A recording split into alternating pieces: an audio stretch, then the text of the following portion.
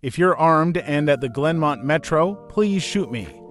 Make it a headshot. Shoot me in the temple, aiming slightly downwards. I need the bullet to travel the shortest possible distance through my brain before it hits my hippocampus. If I'm lucky, the sensation of the gunshot ripping through my skull will only last a few decades. As awful as this sounds, you'll be doing me an enormous favor. Death by a headshot as soon as possible is vastly better than the alternative. My ordeal started over 10,000 years ago at 10:15 this morning. I earn extra money by participating in drug trials. I'm a so-called healthy subject who takes experimental drugs to help assess side effects. Once it was a kidney drug, a few times it's been something for blood pressure or cholesterol. This morning they told me the drug I took was a psychoactive substance intended to accelerate brain function. None of the drugs I had tested so far have ever done anything for me in the recreational sense. In other words, none of the drugs I've tested have given me a killer buzz or mellowed me out or anything. Maybe I've always ended up the placebo group, but nothing I've tested had affected me at all. Today's drug was different. This shit worked. They gave me a pill at 10:15 and told me to hang out in the waiting room until they called me back for some tests. Only about 30 minutes, the research assistant told me. I flopped onto the waiting room couch and read a few articles from a copy of Psychology Today that was sitting on the coffee table. They hadn't called me back when I finished the Psychology Today, so I picked up a US News and read it cover to cover. Then I read an old Scientific American. What was taking them so damn long? I sluggishly turned my head to look at the wall clock. It was only 10:23 a.m. I had read all 3 magazines in 8 minutes. I remember thinking this was going to be a long day. I was right. The waiting room had a little bookshelf with some used hardcovers on it. When I stood up to walk to the bookshelf, it felt like my legs barely worked. It's not that they were weak, they were just slow. It took a full minute just to stand up off the couch and another minute to take 2 steps to the bookcase. I scanned the old books on the shelf and picked out a copy of Moby Dick. My arms had the same problems as my legs. Just reaching one foot in front of me to grab the book took a long time. I actually got bored just waiting for my hand to reach the spine of the book. I slogged back to the couch and collapsed onto it in a slow-motion fall that reminded me of the low-gravity hops of astronauts on the moon. I opened Moby Dick slowly and began reading. I started with Call Me Ishmael and got as far as Ahab throwing his pipe into the sea, which was all the way to friggin' chapter 30 before they called me back. "How are you feeling?" the research assistant asked me. "I feel slow," I said. "Actually, it's the other way around. Everything seems slow because you're so fast. But my legs, my arms, they're moving in slow motion. Your body seems like it's moving slowly because your brain is fast. Your brain is running 10 or 20 times faster than normal. You are thinking and perceiving reality at an accelerated pace. But your body is still constrained by the laws of biomechanics. Frankly, you're moving much faster than a normal person," she pantomimed a jogging motion. "But your brain is running so much faster right now that even your fast walk seems very slow to you." I thought about my slow-motion flop onto the waiting room couch. Even if my muscles had slowed down, my body would still react to gravity the same way. But in the waiting room, I even fell in slow motion. Slow muscles couldn't explain why gravity seemed weaker. My brain was going at warp 10. That's how I managed to read 3 magazines and the first 30 chapters of Moby Dick in 15 minutes. They ran a series of tests on me. The physical tests were fun. They made me juggle 3 balls, then 4, then 6. I had no problem keeping 6 balls in the air because they seemed to be moving so slowly. It was boring, frankly, waiting for each ball to move through its arc so I could catch it with my slow-motion hands and toss it back into the air. They threw Cheerios in the air and I caught them with chopsticks. They dropped a handful of coins and I counted the total value before they hit the ground. The cognitive tests were less fun, but very illuminating. Finish a 50-word word search 3 seconds. Solve an intricate maze drawn onto a poster-sized paper to seconds. View a slideshow projected at 10 images per second and answer detailed questions about what I saw 95% correct. They told me I measured over 250 on the Knopf scale. Apparently, that's deep into the superhuman range of thinking speeds. Then they sent me home. It will wear off in a few hours, they said, which will seem like days to you. Try to use the residual effects to get some work done. Catch up on work emails while you're still in high-speed mode. The ride home was horrible. It was only 3 metro stops, and in real-world time, it only took about 35 minutes. But in my drug-accelerated hypertime, it felt like days. Just walking out of the medical research suite to the elevator seemed like it took an hour. I sprinted out of the office, willing my legs to push me faster. But the laws of biomechanics held me prisoner. As accelerated as my brain was, I couldn't do anything to make my legs work faster. The huge disconnect between my body and mind made it extremely difficult to judge how and when to slow down, turn, or rotate my body. I had basically turned into giant, slow-motion spaz. I misjudged my speed and rammed into the wall by the elevator button at a pretty good speed. Even though I could see the wall coming at me, I couldn't make my finger, outstretched to hit the elevator button, move away fast enough, and I jammed it against the wall. Hard, the pain was intense. If my brain had been running at regular speed, it probably only would have hurt for 30 seconds or so. But in my accelerated state, the intense pain seemed to last for half an hour. 45 minutes maybe. The elevator ride was horrible. It felt like I spent 4 or 5 hours just descending 7 floors with nothing to look at but the interior of the elevator car. I sprinted to the metro station. I have to admit, this part was almost fun. Even though my body moved at what seemed to me super slow speed, I could still carefully choose how and where to place my feet, swing my arms, and turn my torso.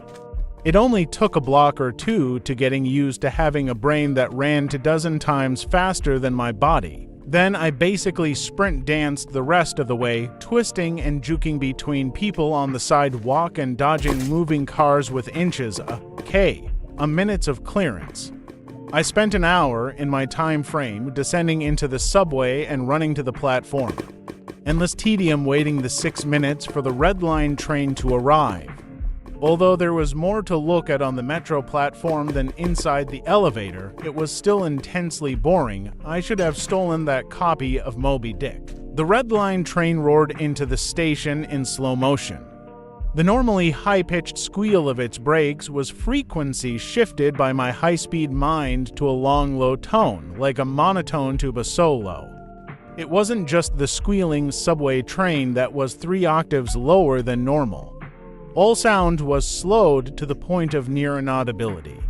Voices were gone, shifted below the threshold frequency of my hearing. I did manage to hear a screaming baby on my subway car. Her shrieks slowed to sound like whale songs. Sharp sounds like a car horns and trucks bouncing over potholes were low, muddied roars like distant thunder. Back at the research offices, I could still hear and communicate with the research staff. But now verbal communication with anyone would be impossible. The effects of the drug were still intensifying. I spent what seemed like days on that fucking Red Line train, days listening to the whale song of the screaming baby and the tuba solo of the brakes. Where ordinary voices were frequency shifted out of my audio range, smells didn't seem to be affected. I never became nose-blind to the body odor, the stench of the train's brakes, and smelling of farts and other smells wafting through the metro car. I finally got back to my apartment. Sprinting through my open door and into the front hall at full speed was like a slow, relaxing drift down a lazy river. I was relieved to be home. At least I had stuff I could do there. I picked up the book I was reading, 100 Years of Solitude, and finished it. Despite turning the pages so quickly that I tore many of them, it seemed like most of the time I spent finishing the book was spent on page turning and not actually reading. 3 minutes had passed since I got home. I tried surfing the internet. My God, it takes a long time for computers to boot these days, but it was too frustratingly slow. Hours seemingly to load each new page and a fraction of a second to read it. 100 articles in my news feed read and just 3 more minutes done. I dipped into my pile of yet-to-be-read books and finished to more. 4 more minutes had passed. I decided to try to sleep off the remaining effects of the drug. Unfortunately, whatever part of my mind is responsible for perception, the part that's been accelerated to hyperspeeds by the drug, isn't the same as the part that governs sleep. Despite being awake for what I perceived as days, my physical brain still thought it was 1:25 p.m. It was not ready for sleep. Nevertheless, I tried to sleep. I walked to my bedroom, a slow 45-minute drift through my apartment, and flung myself into bed, lazily falling like a feather onto the mattress. I closed my eyes and lay there for hours and hours, 10 minutes of reality time before giving up. Sleep would not come. I was facing what was going to feel like days or maybe even weeks of being trapped in a slow-motion prison, so I took an Ambien. The sensation of the pill and the splash of water I used to swallow it sliding my throat was sickening. A lump that blocked my breathing, moving like a slug down my esophagus. I read a book. 10 minutes had passed. I read another. 18 minutes since I took the Ambien. I threw the book across the room in disgust at my situation. The book slowly pirouetted and spun through the air like a leaf blowing in a breeze. It hit the wall with a long, faint rumble, the only sound I had had for what seemed like hours, then drifted to the floor like a flip-flop sinking in a swimming pool. The force of gravity hadn't changed since I took the pill. The laws of physics were the same. It was just my perception of time that had gone wackadoo. This meant I could use the speed things seemed to fall as a way of judging the effects of the drug. Based on how long it took the book to drift to the floor, I estimated the effects of the drug were still intensifying.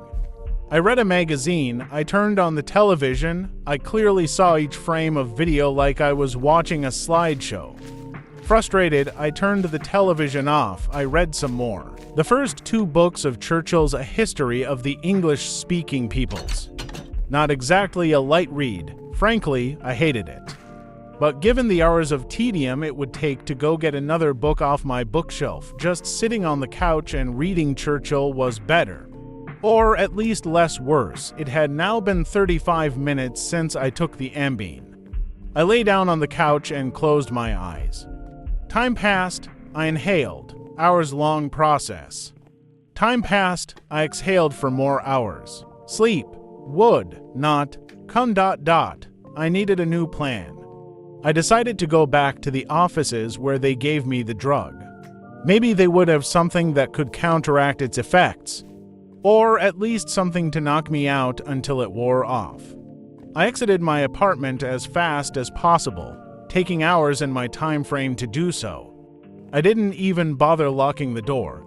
It would have taken too long. Down the stairs it's faster than the elevator if you run, through the lobby, out the front door, and onto the street.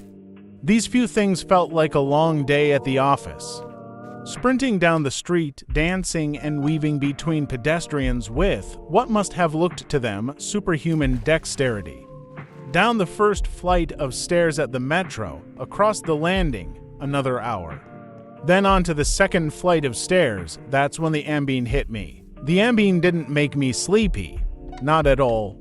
Instead, it must have had a severe cross-reaction with the experimental drug I took this morning. I was bounding down the second flight of stairs, moving in slow motion, but still making perceptible progress. Then, wham, everything stopped. The dull roar of the street and metro noise ceased, replaced by the most perfect silence I've ever experienced. My downwards motion seemed to completely freeze. Before the Ambien kicked in, my perception of time was maybe a few hundred times slower than real time. After the Ambien took effect, time moved thousands of times slower. Every second seemed like days to me. Even just moving my eyes to focus on a new point was like an impossibly slow scroll across my visual field.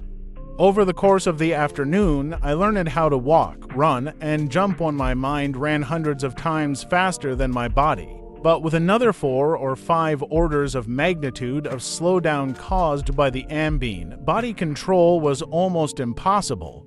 I fell on the stairs, even though I was all but frozen in mid-step. Controlling my muscles was impossible. I commanded my foot forwards for hours, then backwards for hours more when it seemed like I would miss the next step. I was attempting to adjust the angle of my ankle, then readjusting when it felt wrong. Despite these efforts, I rolled my ankle on the next step. The pain wasn't at all mitigated by the slowness, hours of increasing strain on my bent ankle. The nerve signals that send pain into the brain must work differently than the nerves in my ear. Sonic energy was spread out over time, diluted until it was imperceptible. Pain flowed into my brain and diluted by the change in my perception of time. Hours and hours of increasing weight on my turned ankle turned into hours of increasing pain upon increasing pain. I pitched forwards, my high-speed mind completely unable to control my low-speed body. I drifted downwards for days, managing to rotate my torso enough to keep my head from impacting the ground first. I eventually landed on my right shoulder. At first, the impact wasn't even noticeable. Then I felt a slight pressure in my shoulder as it came in contact with the ground. The pressure grew, bringing increasing pain for hour upon hour. My shoulder finally gave out, popping out of its socket with an endless sickening tug. I came to a stop days later, crumpled onto the ground, staring at the ceiling. The pain in my shoulder still screaming with the intensity of a fresh violent injury. I had plenty of time to think during that fall. If every second seemed like days to me, then each minute of real-world time would be like years. Even if the drug cleared out of my system in the next 2 or 3 hours, this nightmare would seem to last centuries. By the time I hit the ground, I had a plan. I would somehow get to the platform and throw myself in front of a train. I twisted onto my hands and knees, days of my dislocated shoulder crying for relief. I misjudged my rotation and rolled onto my back. I tried again, collapsing onto my face as I tried to figure out how to control a body that moved slower than grass grew. Weeks of effort were finally rewarded with success. I stabilized on my hands and knees. If just getting on all fours was this difficult, I figured that walking or running was completely out of the question. So I crawled. I crawled through the metro tunnel. The dumb looks on the faces and the crowd lingered on me for weeks. I crawled under the turnstile and onto the escalator. The escalator spilled the rush hour crowd onto the platform at the same speed a glacier spills ice into the sea. I looked out over the crowded platform during my interminable downward ride. The train status sign said the next train wouldn't arrive for 20 minutes. 20 minutes was like a year to me. I'd have to spend a year on the metro platform, waiting to die. I crawled off the escalator, enduring days of stupid expressions on the commuters' faces. I crawled a few feet to a concrete bench and curled up next to it, trying to find a position to lessen the pain in my shoulder. Then my problem with time got worse, impossibly worse. The massive slowdown on the stairs was just the beginning of the interaction between the experimental drug and the ambien. It fully hit me while I was curled up by the bench. I blinked, years of darkness followed. Sound was already gone, and with my blink, sight was gone as well. All that existed was the pain from my fall. My hyper-accelerated mind wasted no time compensating for the lack of sensory input. Voices spoke to me. They sung to me in languages that never existed. Patterns and faces and colors came and went in my mind's eye. I recalled my whole life and imagined living another. I forgot English. I settled into a profound despair. I spoke to God. I became God. I imagined a new universe and brought it to life with my thoughts. Then I did it all again, and again my eyes opened with geologic slowness. A faint glow. Weeks, a slit of light. Weeks, a narrow view of the metro platform, ankles of the commuters near me, and an advertisement on the opposite wall. I extracted my phone from my pocket, a project that spanned decades. How can I even explain the boredom? The pain in my shoulder is nothing compared to the boredom. Every thought I can think, I have thought hundreds of times already. The view of ankles and advertisements never changes. Never. The boredom is so intense it's tangible, like a solid object of metal and stone wedged into my skull. Inescapable. What are my options? If I crawl and fall onto the tracks without an oncoming train to crush me, I won't die. I'll experience even more pain from the 4-foot fall, but almost likely be rescued by some do-gooder on the platform and enabled to act when the train finally does arrive. My suffering in that scenario will be endless, so I wait for the train, so I can throw myself under it. When it finally hits me, I will experience the pain of being ripped to pieces for centuries until finally the light of life leaves my brain and my experience ends. I've lived hundreds of lifespans at the foot of this bench. I'm far older in spirit than any human who has ever lived. Most of my life experience has been a snapshot of pain huddled on the floor of a subway platform with an unchanging view of ankles and advertisements. This post is my plan B, my Hail Mary, my long shot. I've spent lifetimes typing and posting this message in the hope that someone will read it and become convinced that my suffering must end.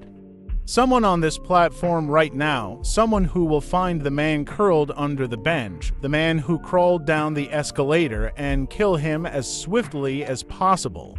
A bullet to the temple. If you're armed and at the Glenmont Metro, please shoot me.